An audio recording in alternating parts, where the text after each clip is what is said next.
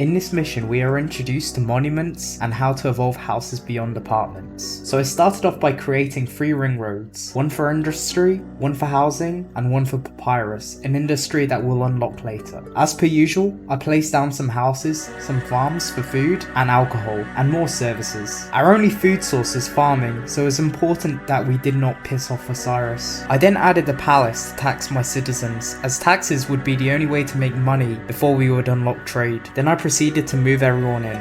I then added a festival square to increase desirability around the houses, and also to not piss off the gods. Then some alcoholic industries, and waited for my first harvest so that I could watch my houses evolve. I then placed more farms as I had more workers, and knowing that harvests were unpredictable each year, I didn't want to risk a famine. Once seeing my houses had evolved, I added some more entertainment. The first milestone was to reach a certain population in which paper could be unlocked. This was important as on this mission paper was the only real way to make money quickly. Knowing I had high unemployment, I added some more industry to lower the risk of robberies, which occur when unemployment is too high. High unemployment has a chance of spawning criminals who steal our money. The only way to stop this is by building up a police force or lowering unemployment. Upon reaching 1,000 population, I unlocked paper production, which uses a reed gatherer to collect reeds for a papyrus maker who turn it into paper. I placed down a lot of these as I had a lot of unemployment and I didn't want to make crime a big issue. Once the first papyrus scrolls were in, I unlocked trade, which enabled me to sell paper for money, which will be used to buy bricks for the monument in the future. Monuments are the only buildings in this game that require materials and time to be made, and are essential to completing this mission. I then added another area where construction workers could have easy access to the monument, and of course the bricks. I then added the storage yard to store these bricks, so that the workers could easily transfer the bricks from the storage yard all the way to the monument. After importing the first few bricks, I unlocked the monument itself, meaning all I had to do was wait and reach all the other milestones such as prosperity and population count. But that didn't really matter as population and prosperity would be really easy to fix and will increase over time. For some reason the merchants didn't want to trade with me, so I reached into debt for the first time. This wasn't good as it lowered my kingdom rating, and a high kingdom rating was essential to completing this mission. The more money I borrowed from the pharaoh, the lower my kingdom rating went. So then I immediately stopped importing bricks and waited for this issue to be resolved, knowing that the good old tax collector would carry us through this mission at this point. After a long period of waiting, the merchants started acting normal again, and I could make money through my papyrus. And then I proceeded to order the remaining bricks. As the monument was now finished, I now realized that prosperity had reached 0, meaning that I'd need to wait even longer to make more money, and hence had to make it rise. I also sent tribute to Pharaoh, and sooner or later, I proceeded to the next mission, Timna. The next mission introduces us to invasions and training an army to fight. There was also no requirements to evolve houses past a certain point, or build any monuments, which was great, as it meant that the mission wouldn't waste much of my time. Searching around the map, I noticed 2 large gold ore veins, meaning that we could trade to earn money and also get the money from the gold itself. But before I could build a military, I needed to gain that money first, so I got right to it. Upon starting the mission, we are introduced to 2 new resources: copper, which is used to make weapons, and gemstones, which we could sell to make money. Upon looking at the map, I decided to place my gold mines near the largest ore vein, as this will give us the most money. As long as the travel times were reduced, the amount of gold we got per minute would be maximized. I then placed down some houses for easy worker access, and placed the palace as close as possible to the mines. Seth was the only god in this mission, meaning that we could only get military buffs. I then placed services down so nothing would collapse. I then added another residential area, as this will be used for copper and it would be super close to a trade route. Being close to a trade route means that trade caravans wouldn't have to travel far to buy our items, meaning that we'll make even more money per second.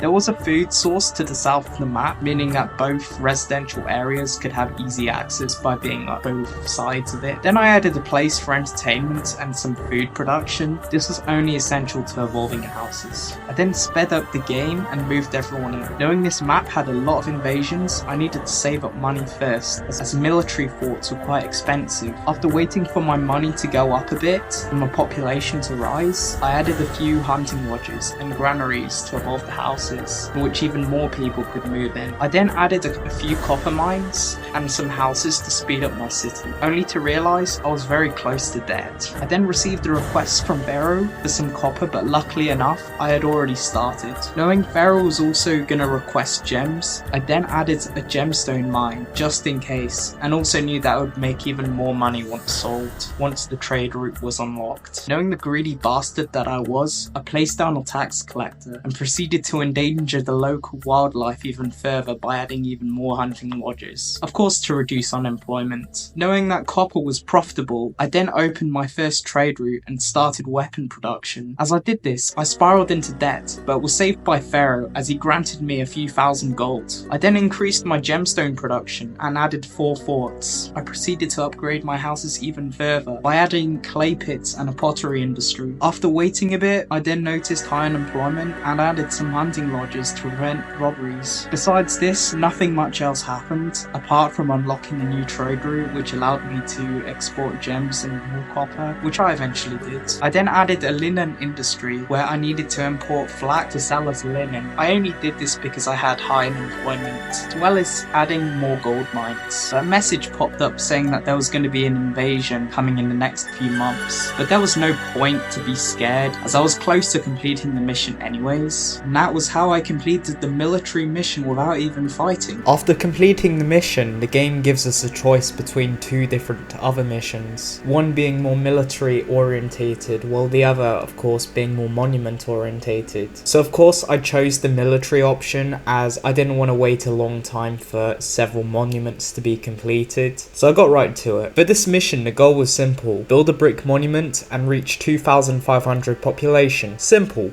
For the first time we were introduced to water combat, meaning that I'd need ships and a steady timber supply to build them. So I then cleared some space and built some mines and added a palace to immediately start a gold farm so I wouldn't run out of money. I then realised that transporting the gold was really inefficient, so I added extra roads and a roadblock to prevent fire services from getting lost from like all of this kind of maze-like roads. Once I'd saved up enough money, I added the training and farming area to increase my population. There were some reed fields to the right of the map which I could use later to sell for money, but I didn't want to get started with that as I already have a decent gold supply. I also started right away on the monument and a navy just to be safe. I then added statues to boost land value as industry decreases this value if it's placed next to houses. That's kind of why you see I distance my pottery and brewery industries far away from the main housing area, as that would just mean that the houses won't evolve because no one wants to fucking live next to polluting factories. Once I had a decent harvest, I added another granary to avoid people in the comments from saying that kids in Africa could have eaten it. But joke's on you, Egypt is in Africa, so once my houses had evolved, I added some clay pits to produce some pottery, as well as some breweries to start my alcohol production to evolve my houses even more. As I had a lack of workers in my city, it was important that I just move people in. I then imported some wood for my navy as well, as we'd need to build up a strong navy to defeat the enemies later on. After doing this, Pharaoh requested 1,400 pottery, but joke's on you, Pharaoh, I was already one step ahead. After being bored from waiting, I then added 3 new gold mines because, you know, I'm quite greedy and I wanted a lot of money so that I wouldn't go into debt. I then added more breweries as I had high unemployment and selling alcohol was turning out to be quite profitable. Looking to the southeast of the map, I then returned to this reed island where I could place more warships as I didn't want to start the mission over again because an enemy just destroys my city. I also placed down some papyrus industry to earn even more money. Unfortunately, there was no way to fit a housing block there, so I added the 2x2 house so that the AI thought that people lived nearby. The only way to get industry to work is to place houses nearby, otherwise the industry just won't work. After this, I imported some bricks as the foundation of the monument was already complete. So now all I needed to do was wait. Seeing that I did not reach 2,500 population yet, I added a small residential area to the northeast of the map for no particular purpose other than to gather more food from fishing and farming. Upon seeing that there was an imminent boat invasion, I added 2 more forts on the main island just to be safe. Then the invasion actually happened, and unluckily enough, I could not stop the transport ship, so I had to move the 2 archer forts to the north of the city to defend it, but luckily enough, I could easily snipe them out. After only 1 building was destroyed, I continued to fast forward and just wait for the monument to finish so I could go to the next mission, and sooner or later, of course, that fucking happened.